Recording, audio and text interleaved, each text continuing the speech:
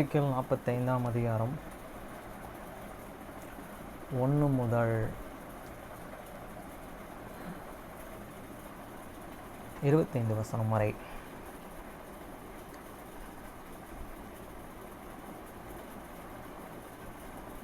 Ezekiel 45 chapter verse 1 to 25. Verse 1. நீங்கள் சுதந்திரித்துக் கொள்ளும்படி தேசத்தை சீட்டு போட்டு பங்கிடும்போது தேசத்திலே இருப்பதை 25,000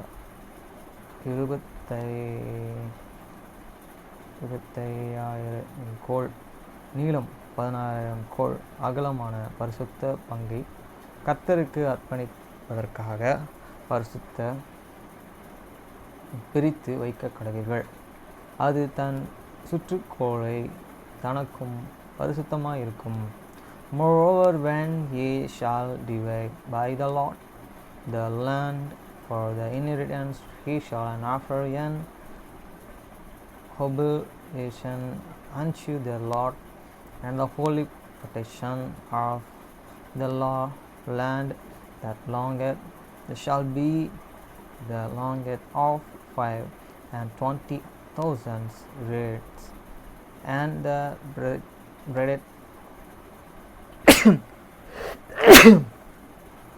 shall be 10,000. This shall be holy in all the borders thereof under around about. வசனம் 2.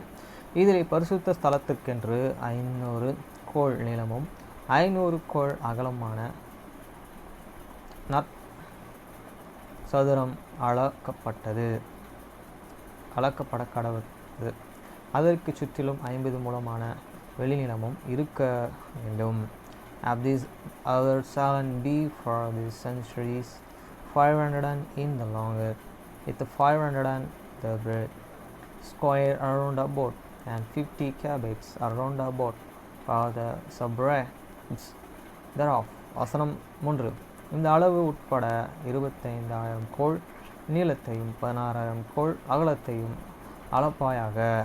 அதற்குள் பரிசுத்த ஸ்தலமும் மகா பரிசுத்த ஸ்தலமும் இருக்க வேண்டும். And of this measure shall thou measure the longest of the 520,000, and the breadth of the 1,000, and in there shall be the sanctuary and the most holy place. வசனம் 4. தேசத்திலே பரிசுத்த பங்காகிய இது கர்த்தருக்கு ஆராதனை செய்ய சேருகிறவர்களும் பரிசுத்த ஸ்தலத்தில் ஆராதனை செய்கிறவர்களுமான ஆசாரர்களுடையது. அது அவர்களுக்கு வீடுகளாக்கன இடமும் பரிசுத்த ஸ்தலத்திற்குள் அடுத்த இடமாயிருக்க வேண்டும். The holy protection of the land shall be for the priest, the minister of the sanctuary. It shall come near to the minister and to the Lord, and it shall be a place for the house, and an holy place for the sanctuary. வசனம் 5. பின்னும் 25,000 கோல் நிலமும் 16,000 கோல் அகலமான இடமும் ஆலயத்தின் பணிவிடைக்காரர்களாகிய லேவியருடையதாயிருக்கும். அது அவர்களுடையது. காணியாட்சி இதிலே 20 அறை வீடுகள் இருக்க வேண்டும். And the 520,000 for the longest, and the 10,000 for the brethren shall also the Levi, the ministers of the house, have themselves for the position for the 20 chamber. வசனம் 6. பரிசுத்த பங்காக படைக்கப்படவிருக்கும் இதிலே நகரத்தின் கனி ஆட்சியாக 5,000 கோல் அகலத்தையும் 25,000 கோல் நீளத்தையும் அளந்து கொடுப்பீர்களாக. அது இஸ்ரவேல் வம்சத்தார் அனைவர்களுக்கும் சொந்தமாயிருக்கும். And he shall upon the procession of the city 5,000 border, and 520,000 long over the against the habitation of this holy protection. It shall be for the whole house of Israel. வசனம் 7. பரிசுத்த பங்காக படைக்கப்படுவதற்கும் நகரத்தின் காணியாட்சிக்கும் இந்த புறத்திலும் அந்த புறத்திலும் பரிசுத்த படைப்புக்கும் முன்பாக நகரத்தின் காணிக்கும் முன்பாகவும் அதிபதிகளுடைய பங்கு மேற்கிழக்கிலே மேற்புறமாகவும் கிழக்கு புறமாகவும் இருப்பதாக. அதன் நீளம் கோள் எல்லை துவங்கி கீழ் எல்லை மற்றும் பங்குகளில் ஒவ்வொன்றுக்கும் எதிராயிருக்க வேண்டும். And the protection shall be for the princes on the one side and the other side of the population of this holy protection and of the procession of the city before the obligation for the holy protection and before the procession of the city for the western side and westward and from this east side and eastward, and the longest shall be over against one of the protection from this western border and to this eastern border. வசனம் 8. இதுவே அவனுக்கு இஸ்ரவேலின் கனி பூமியாக இருக்க கடவது. அதன் அதிபதிகள் இனி என் ஜனத்தை ஒடுக்காமல் தேசத்தை இஸ்ரவேல் வம்சத்தாருக்கு அவர்களுடைய கோத்திரங்களுக்கு தக்கதாக விட்டு விடுவார்களாக. In the land shall be the possession in the Israel, and my princes shall no more, and the oppressors by the people, and the rest of the land shall they give to the house of the Israel according to their tribes. வசனம் 9. கர்த்தராகிய ஆண்டவர் சொல்கிறது என்னவென்றால், இஸ்ரவேலின் அதிபதிகளே, நீங்கள் செய்தது போதும். நீங்கள் கொடுமையையும் கொள்ளையிடுதலையும் தவிர்த்து நியாயத்தையும் நீதியையும் செலுத்துங்கள். உங்கள் உத்தண்டங்களை என் ஜனத்தை விட்டு அகற்றுங்கள் என்றும் கர்த்தராகிய ஆண்டவர் சொல்கிறார். Thus said the Lord God, and let his suspice you the princes of the Israel remove violence and the spur and execute judgments and justice take away. You are the execution for my people, said the Lord God. வசனம் 10. சுமுத்திரையான தராசும் சுமுத்திரையான மரக்காலும் முத்திரையான அளவு மூடகும் உங்களுக்கு இருக்க கடவுது. You shall have the just and balance and the just and hepe and the just and spur. வசனம் 11. மரக்காலும் அளவு குடமும் ஒரே அளவாயிருந்தது. மரக்கால் காலத்திலே 10 ஒரு பங்கும் அளவு குடமும் காலத்திலே 10 ஒரு பங்கும் பிடிக்க கடவுது. காலத்தின்படியே அதன் அளவு நிர்ணயிக்கப்பட கடவுதாக. The shall be of one measure, that the bow by the connection in the 10th part of the and the armor and the epe, the 10th part of the homer, the measure thereof shall be the after this homer. வசனம் 12. செக்கால் ஆனது 20 செக்காலும் 25 செக்காலும் 15 செக்காலும் உங்களுக்கு ஒரு ராத்தலாகும். And the shekel shall be the 20 shekels, and 5 and 20 shekels, and 15 shekels shall be your manch. வசனம் 13. நீங்கள் செலுத்த வேண்டிய காணிக்கை ஆவது ஒரு காலம் கோதுமையும் நாள் ஒரு மரக்கால் ஒரு பங்கையும் ஆறில் ஒரு பங்கையும் ஒரு காலம் வார்கோதுமைகளினாலே ஒரு மரக்கால் ஆறில் ஒரு பங்கையும் படைக்க கடவீர்கள். This is this oblation that you shall offer the 6 parts of the epe of this homer of this war, and shall and give this a 6th part of the and the epe of the homer of the barley வசனம் 14 அளவு குடத்தால் அளக்கிற எண்ணெயினன் கட்டளையாவது 10 குடம் பிடிக்கிற களத்துக்கு சரியான ஒரு ஜாடி எண்ணெயிலே 10 ஒரு பங்கை படைப்பீர்களாக. 10 அளவு குடம் ஒரு களமாகும்.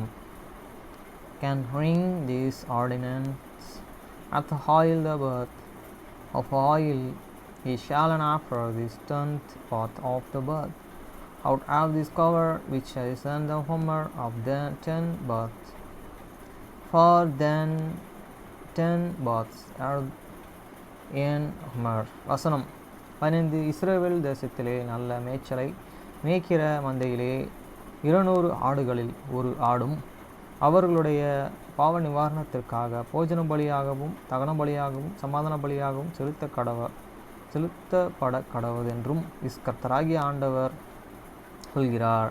And on lambs out of the flock, out of these 200 and out of the first children of Israel for the meat offering and for the burnt offering and for the peace offering to the make recollections and for them said the Lord God. வசனம் 16 இஸ்ரவேலின் அதிபதிகளுக்கு முன்பாக தேசத்தில் ஜனங்கள் எல்லோரும் இந்த காணிக்கைகளை செலுத்த கடனாளிகளாய் இருக்கிறார்கள்.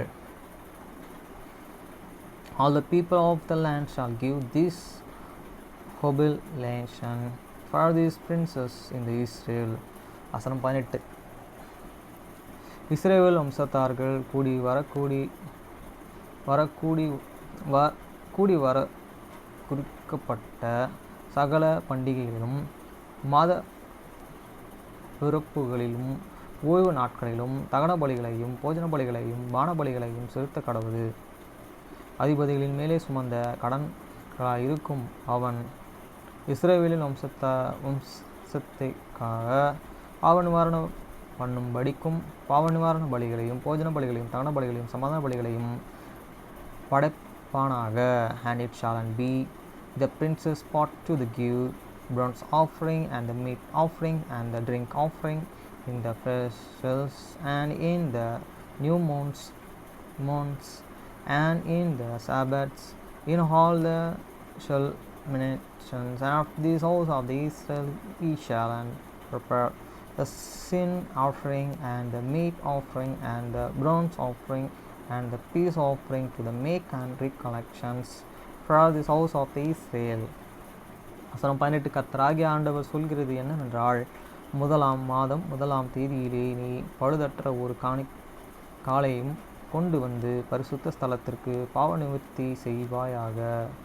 Thus said the Lord God, in the first month, in the first date of this month, thou shalt then take young bullocks without blemish and the cleanness this sanctuary. வசனம் 19 பாவ நிவாரண பலியின் இரத்தத்திலே கொஞ்சமும் ஆசாரியர்களின் எடுத்து ஆலயத்தின் வாசல்கள் நிலைகளிலும்